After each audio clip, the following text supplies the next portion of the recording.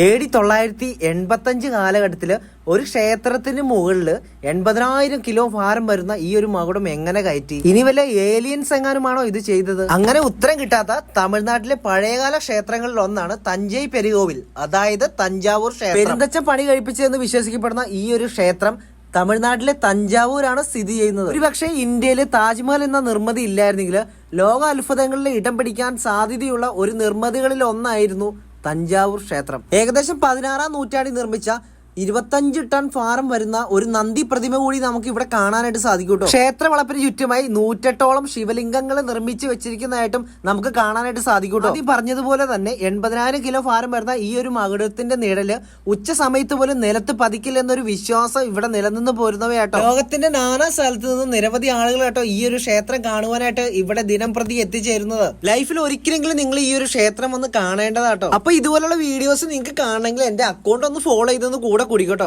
അപ്പൊ അടുത്തൊരു വീഡിയോ ആയിട്ട് നമുക്ക് കാണാൻ വരെ. Okay, bye guys.